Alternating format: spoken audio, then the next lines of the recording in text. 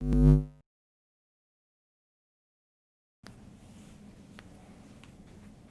get started with Jacques. Hey Jabril, it's been a long time since you guys played a game. I guess it'll be almost 3 weeks when you finally take the field. What have you been working on as a defense and the aspect of live tackling and getting out there and hitting people again? How do you guys stay sharp in that aspect? Yeah, these past 2 weeks have been great for us.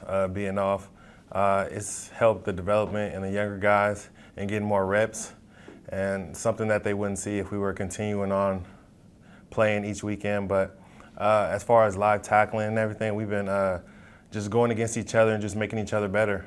We've been having corrections on certain things that we've seen earlier in the season that beat us. So we've been trying to fix those because later on we might see those same exact plays that beat us early on in the season. So we've just been working on ourselves and fixing us.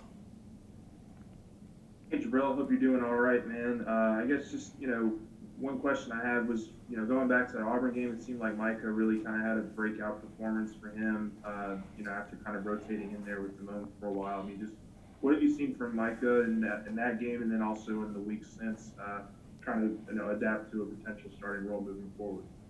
Yeah, Micah had a great game. Auburn, everything that he did at Auburn was just a testament to what he's put in just behind Damone, and just showing everybody that his preparation and the ways he's studied, and also the extra work that he's put in with me and Damone as well after practice. So just him having that good game, hopefully he can continue to build on that with these next five games going on, and just continue to thrive. Hey Jabril, obviously you haven't been around the team too long as a graduate transfer, but is there anything that in the months you've been on campus that Zach Von Rosenberg has done to reinforce the idea that he's so much older than everybody on the team? Not age-wise, it's not really something that I just look at. I know I'm older, I have a lot more experience, but I just like to see everybody as one, and regardless of your age, because like Elias Ricks, he's a corner and he's a true freshman, so just everybody just coming together at a common goal, just knowing that regardless of your age, we all have to achieve it.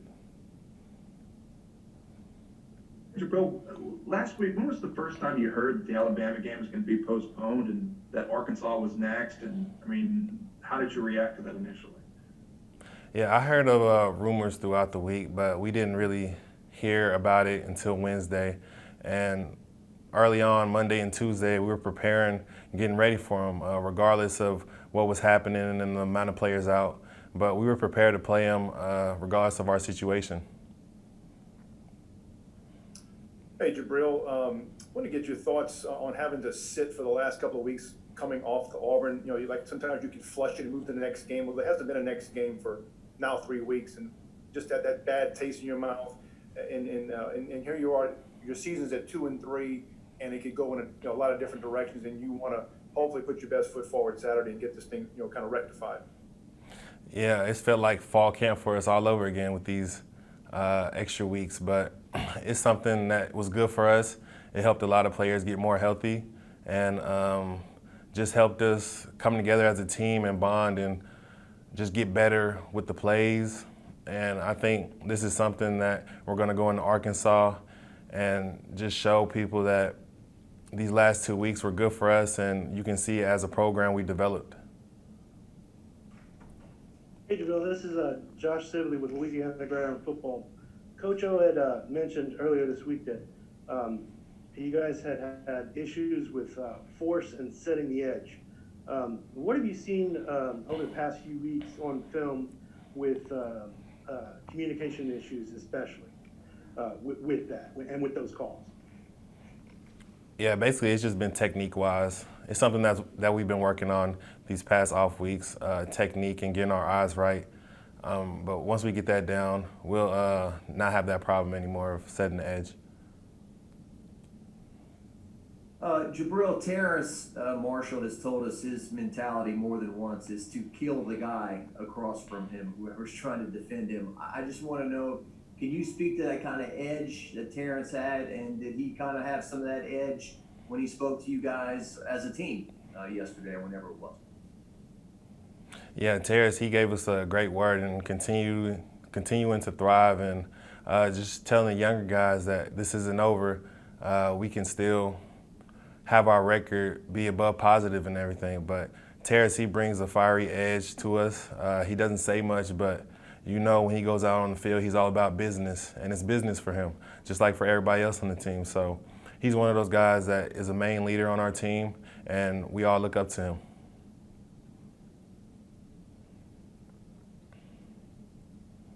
My question already got asked. Thanks, though.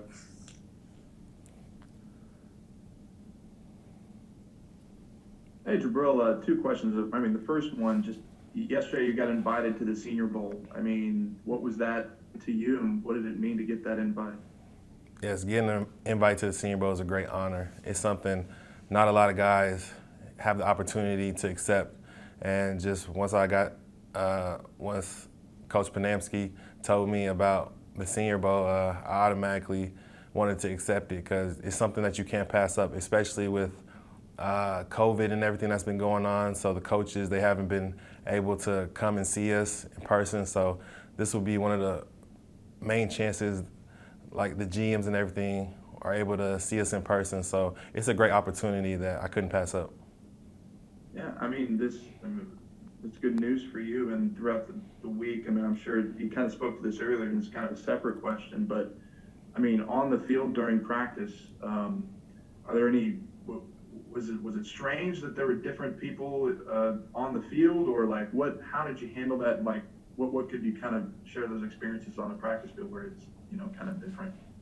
Yeah, of course you can tell that a lot of the other guys weren't there, but the newer faces that we had beside us, we just helped them, and all the older guys, we continue to help them in showing them how LSU practices and the standard that we're held to. So we continue to try to build on that with the younger guys.